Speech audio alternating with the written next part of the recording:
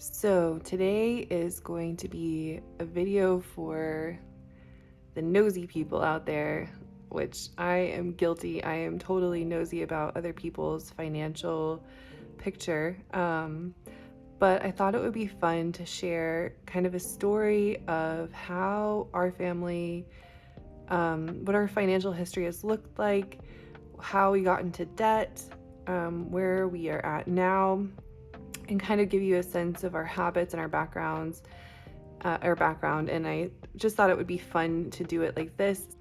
So yeah, let's get started.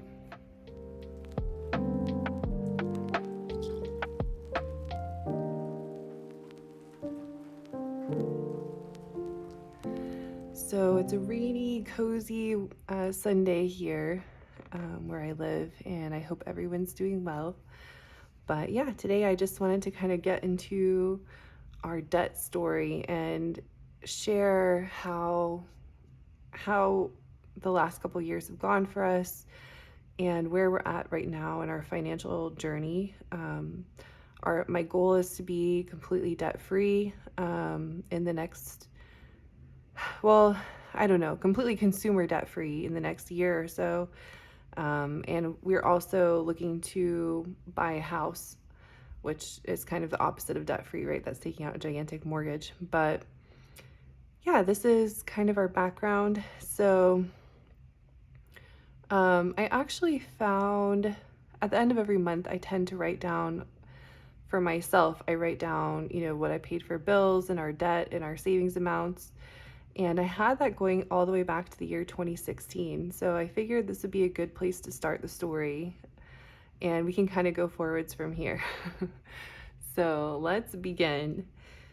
So in 2016, my husband and I were living in New York City. We were living in Brooklyn, working in the city. We're not from New York. We're actually from a city in the southeast of the United States. And after college, I worked in my hometown for a couple of years. But my husband and we weren't married. My then boyfriend and I had talked about the idea of moving to New York to kind of chase the big city lights and work on our careers. And he lived in New York before and he loved it. So we decided we were going to make the move from our hometown to, my hometown, to New York. And to do that, I actually wound up saving around $6,000 for my job at the time, which my salary at the time was $34,000 a year after college. I have a degree in economics and a minor in French. And at the time, my plan was not to go to New York. My plan after college was actually moving abroad and teaching English abroad, and being an English teacher for a while and being able to travel. But after meeting my husband in college, and us kind of joining forces, we decided instead to move to New York at the end of, or in the middle of 2013 with $6,000 saved. So at that time, we burned through those $6,000 extremely quickly. We found a little apartment in Bensonhurst, Brooklyn, and we started interviewing for jobs like crazy. And at the time, I wound up temping here, temping there. I worked so many places. I was a hedge fund receptionist lady working at the front desk of a hedge fund, which was a terrible experience. I think that was like $14 an hour. I worked at a wine and liquor importer, which was really an awesome experience, but it was only for 3 months. I think that was for 18 or 19 an hour. And what else did I worked at a nonprofit for a week. I worked all kinds of different places. But I was really looking for a permanent job, and I wound up finding one at a small startup company, making even less than I did temping, actually. I was just so sick of being a receptionist. I actually was making $28,000 a year in New York City at a startup. And we were so broke. I remember we didn't take out a lot of credit card debt. I think we went into like maybe $1,000 of credit card debt, but I just remember going to the grocery store so scared that I wouldn't be able to afford groceries for the week, and I had to just make like a lot of soups and um, it was really a lot, very stressful, but also very exciting. A lot of exciting stuff happened. And while I was at the startup, my salary went up to like $30,000 or $31,000 a year, and then I actually wound up getting pregnant with my daughter. Um, my husband also, we were still weren't married at that time. He also wasn't making a lot of money.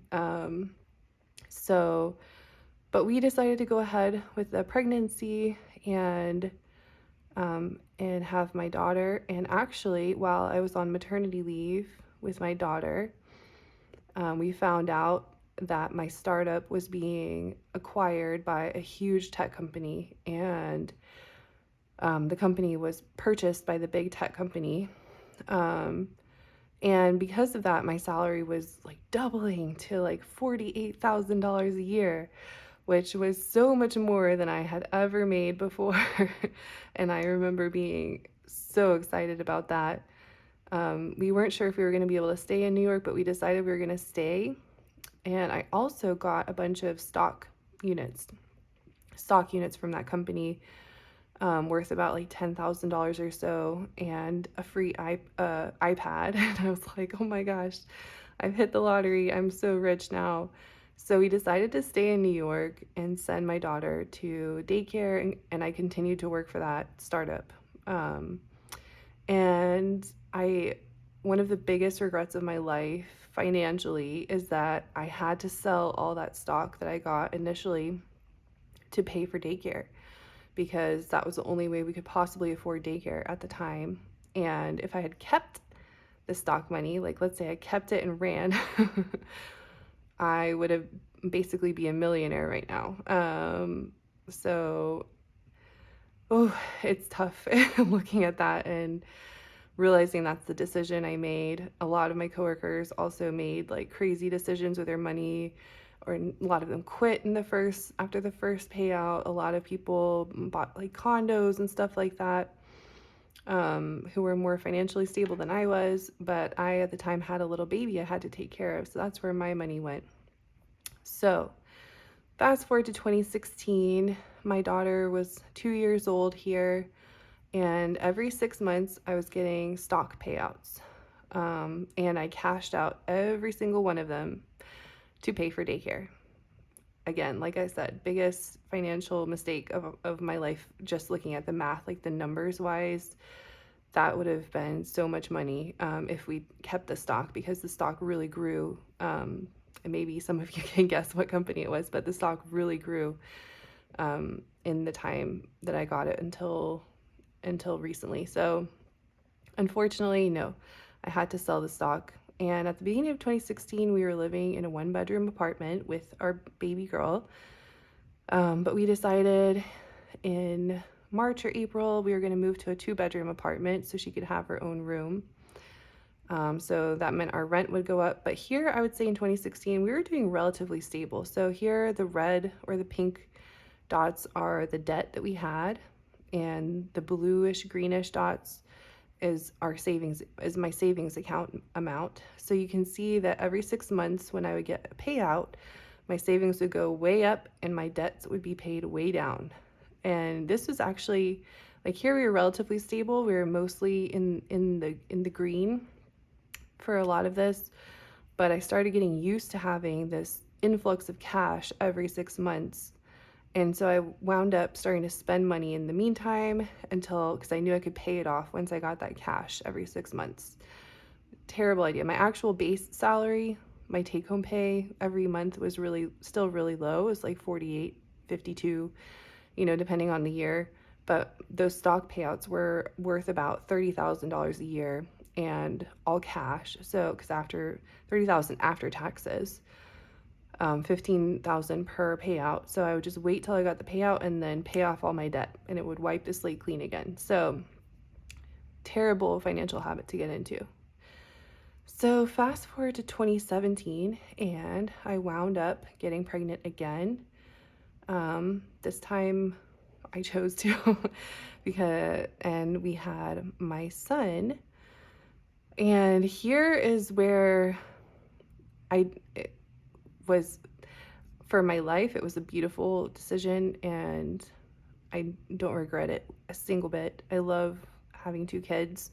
Financially, as you can see, it was an awful decision because suddenly we had to go from paying one daycare expense to paying for two kids and for two infants in daycare, 1 2-year-old and one infant. So our debt just skyrocketed.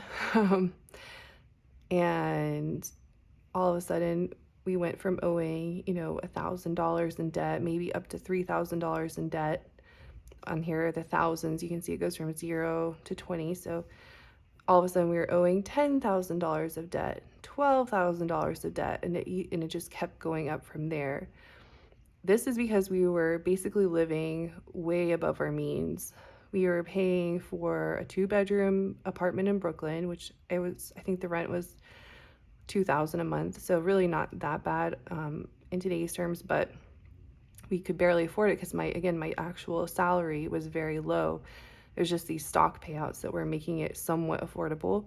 And then we were paying for 2 kids in daycare, including summer programs. So that was another $2,000 a month. I think one month it even went up to $3,100 a month for summer programs plus daycare, and just a mess. And I also wanted to go visit my family with my baby, so that's what this additional little spike of debt here was. I was just like, screw it, I'm gonna go on vacation to go see my family. And we didn't have a lot of family support. Neither one of us come from, well-to-do families. And we also had, let's just say there's a reason that we moved away from family to begin with, for me especially. So anyway, but that's besides the point. And then here we got another stock payout. Boom. Saved us, paid down a bunch of debt. Savings went way back up again. And then we decided to finally get married. So my husband and I tied the knot. We actually had a very casual, just courthouse ceremony, very no frills. It was just us and a photographer as a witness. I didn't invite anyone. So I think the whole wedding altogether was like $2,000 worth of expenses, including my dress and everything else. And we didn't go on a honeymoon or anything. So I think that also speaks to the fact that I had some, I don't know, my family growing up was extremely religious and judgmental and stuff. So we just didn't see eye to eye on a lot of things. So yeah. And then I got another stock payout, and all of a sudden I paid off a little more debt. But really the debt was spiraling out of control here, just going up and up and up and up. And I wish I could speak to exactly what we spent money on, but really at the end of the day, it was just because we were paying for 2 kids in daycare plus rent, and we could barely afford that. So we wound up putting a lot of our living expenses like groceries and things like that on credit card. Well, this is all one credit card. My credit limit went up as I got paid, more. My salary altogether, including the stock money, allowed me to have a much higher limit on my credit card. So all of this was on my Amex, and it just went up and up and up and up. And the stock payouts were barely bailing us out. So yeah, then at the end of 2018, I'd worked at my startup for many years. I think at this time my base salary was like $60,000 a year, and I was still getting the $30,000 a year stock payouts. So altogether, my total salary was like $90,000, which is pretty good. For me at the time, I felt like, wow, I'm doing really well. But then, I'd worked there for many years, I think 6 or 7 years at that point in time. So I decided I was going to take a risk and we got a job transfer to the Pacific Northwest, where the company's headquarters were located. All expenses paid on the move, and we decided to take that risk.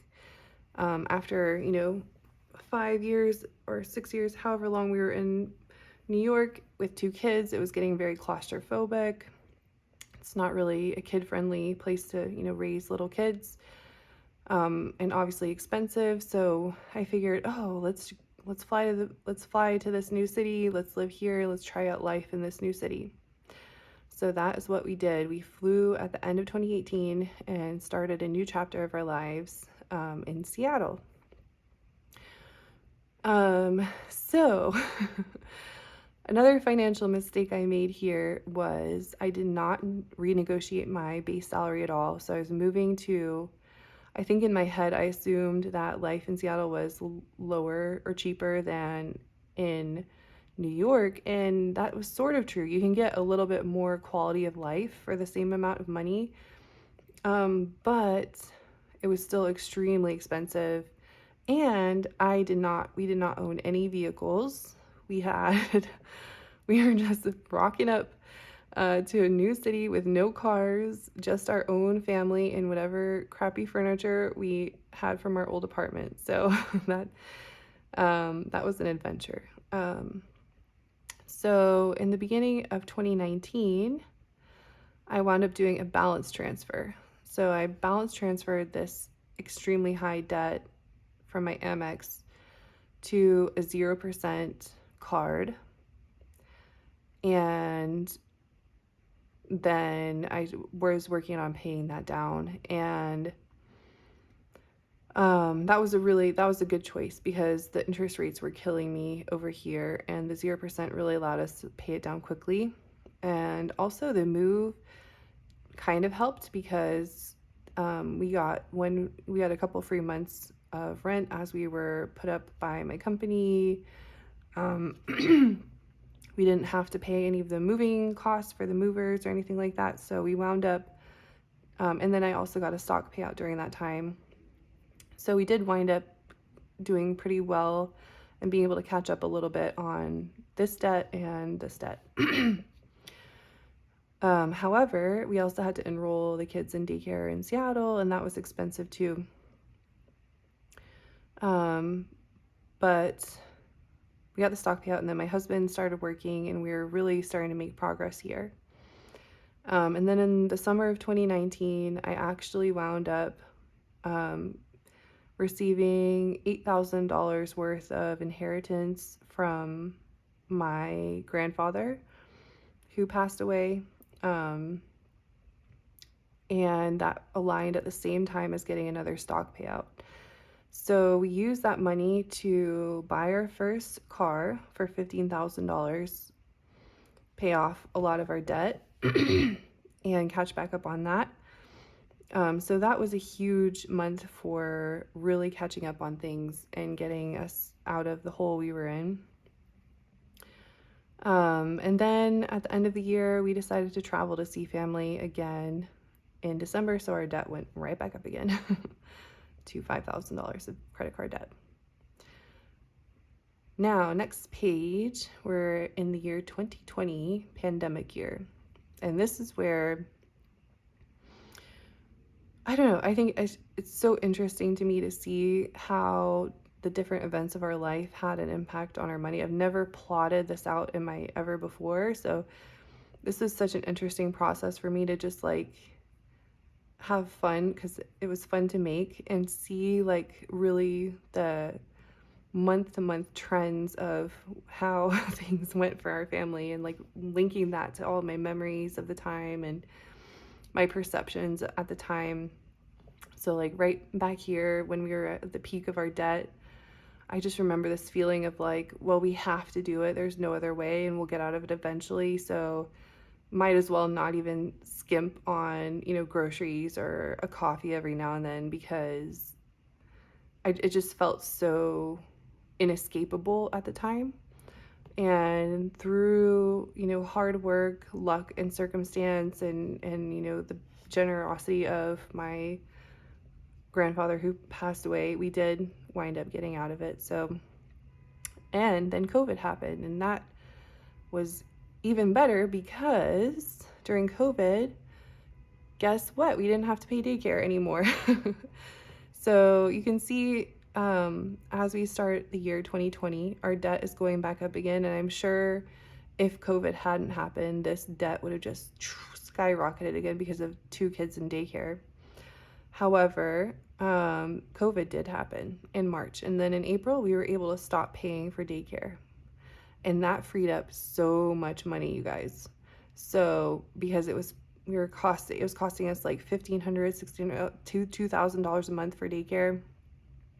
So all of a sudden, instead of paying that out, I was saving that up, and my savings just jumped.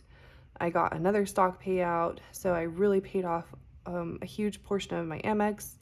I paid off a huge portion. These orange dots are the balance transfer card of all of our old Amex debt.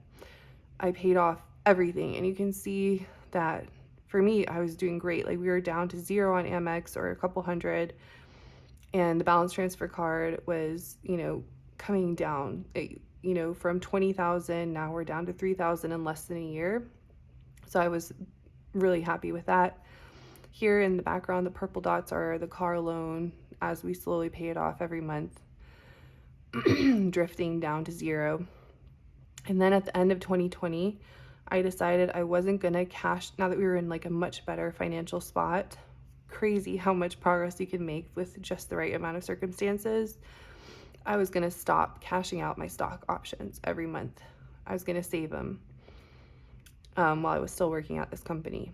So that was one of the best financial choices I think I've ever made, because it gave us like an instant nest egg, where after the first payout, we had $9,000, $10,000 of savings, and then it jumps up from there. So then in the year 2021, we continued to make some progress, although savings went down and debt went up a little bit, because I think it's because I wasn't using this stock money to bail us out, which I was used to. So I had to get used to the new rhythm of just living on our paycheck to paycheck. And at this time, my base salary, my take-home pay was, I think, $69,000 a year after several raises over the years. Still not wealthy. And my husband, I've always out-earned him. So I think his salary was like $45,000 a year. So altogether, we were making okay income, but we weren't, wealthy or anything. It was just because of COVID that we were able to save up. And then now that we didn't have the stock bailouts, basically, we had to learn to survive on just our take-home pay, which we kind of did. My credit card debt, and here we've completely paid off that balance transfer card down to absolutely 0 in January. I was so proud of myself. And then here our credit card debt hovered around $4K a month. And our savings hovered around $4K a month throughout 2021. And meanwhile, the stock that I didn't cash out went up to $15,000, $16,000, $17,000 worth of funds, which that's post-tax. We can cash it out at any time. It's liquid. So that is super exciting, because we didn't have a nest egg for a down payment for a home eventually. And at this time, I remember going to look at like condos in Seattle, and because Seattle's real estate is so expensive, trying to figure out what we were gonna do. We were going back and forth, like, do we want to stay in Seattle? Do we want to buy a house here? Do we want to save up? Do we want to get a condo? What is our plan? And oh my gosh, the conversations we had were exhausting. And then my husband wound up, his contract job ended, and he was out of work for a couple of months here. I think it was like 6 months altogether, although it looks longer here, but I think it was like 6 months altogether. I think it was these 6 months where he was looking for a new job in Seattle. And we were just having a total crisis of like, what are we going to do? And we traveled again at the end of December to see family again for Christmas. And meanwhile, my stock was just going so up. At the highest point, it was worth like $24,000. And I was like, oh my gosh, okay, we have this like 24, that what are we going to do with this money? You know, it's not $1 million, it's only 24,000, but that's enough for like something, right? So anyway, then 2022 started, and I went on a job search from hell. I was like, my base salary is only 69,000, and I felt like I could get a better job, so I started searching really hard. And I went on so many interviews, and my husband was looking for a job, and we were just grinding it out in Seattle. And I was so lucky. I wound up getting an offer for the job I have now, which was my salary now is 120,000 a year. So going from 69,000 base to 120,000 all in for me was like, I was crying. I felt so lucky, and like I felt like I hit the lottery. Like, I negotiated the salary. It was initially like 115, and I negotiated up to 120. And when they accepted that offer, I was over the moon. I was so thrilled. And then my husband wound up getting a really good contract job after that. And so with our newfound sense of wealth from my new job and his new job, we were like, also I needed a car to take the kids. So by 2022, right, my daughter was officially back to school in person, and now my husband had a job where he needed to commute, so we needed 2 cars.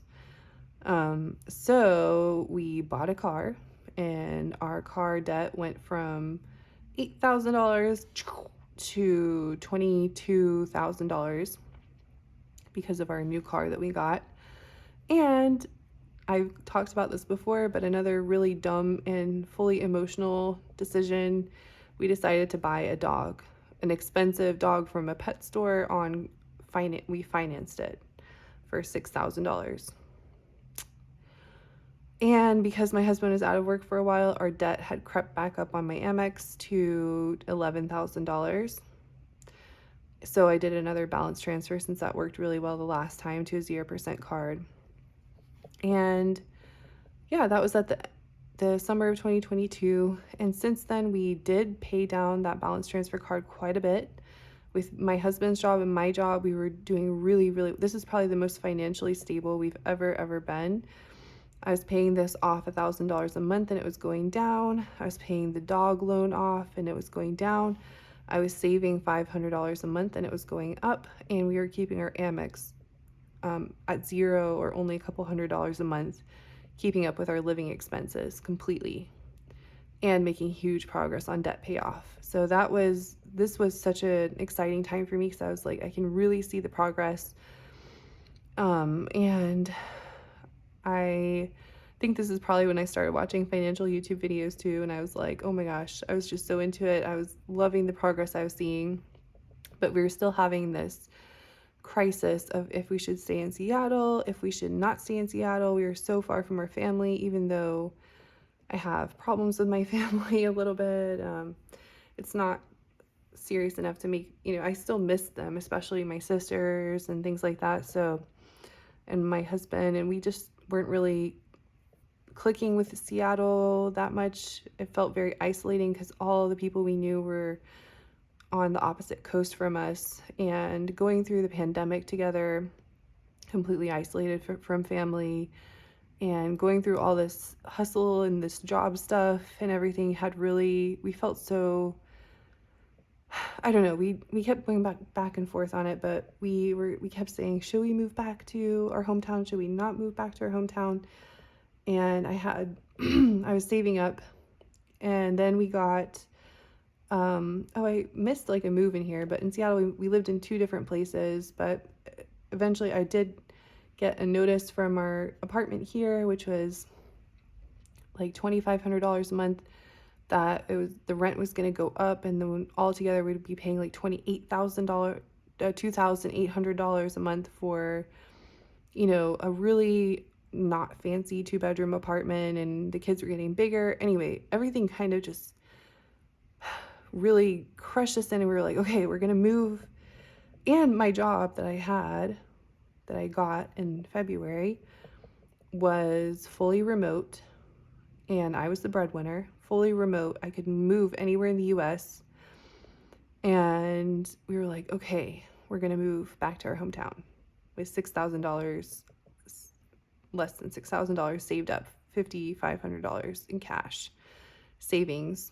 We're gonna move back to our hometown. So we did. Earlier this year, we moved. And, oh, I forgot to mention, I got the second portion of the inheritance and the final portion of the inheritance. Like, this is all of it now. An amount of $33,000 from my grandfather, the same one as before. And I put like back in 2019 when I got the first inheritance payment, I used it to buy a car and pay off debt. This one I just really wanted to hold on to. So I put this $33,000 amount into a high yield savings account making 4% interest a month. So now we also had the stock that I had never sold. This is all market, changing it every month. That's worth, $18,000 or something like that now, plus the $33,000 inheritance, plus a fully remote job. And my hometown has a much cheaper cost of living than Seattle or New York. So we were like, we could really consider buying a house there for our family and our dog. And yeah, so that's where we're at now. We flew over here, and my Amex debt skyrocketed again to $7,500 a month of debt on my credit card because of all the moving expenses. Moving all the way, this time we had to fully fund our own move. We didn't get sponsored by any company. It was not paid for. I, spent all of our own money on the move. And as of last month, I've completely paid off the green dots, which are the dog, completely paid off. However, my savings account, the blue dots, my savings account is only a couple $100, not enough for an emergency fund. And my credit card is at $7,500. And so that's where we're at. I feel like it's an exciting time because I'm making a good monthly income, and my husband now has a job here in our hometown too, making a decent monthly income. He makes about half of what I make. So altogether, we're not doing awful, and we're settling in, and we have our whole future ahead of us. But I really want to, figure out what we're going to do, the smartest way to do it. I'm, also struggling with my feelings about, being so close to my family again. And then, it's complicated. It's life. It's messy. You can't control everything. So, but I am really excited to, figure it out every month and do better. And who knows what the future will hold. So that is our story to date, and I hope everyone has a wonderful rest of their day. And yeah, I'll see you on the next video when I do my monthly budget updates. I might do some meal planning videos. Anything you'd love to see from my channel, please, feel free to comment below. I can do cozy hobbies, cozy videos, daily life, vlogging, but mostly I just really want to get financially on track and keep myself accountable. So that is it. And yeah, have a good one. Bye guys.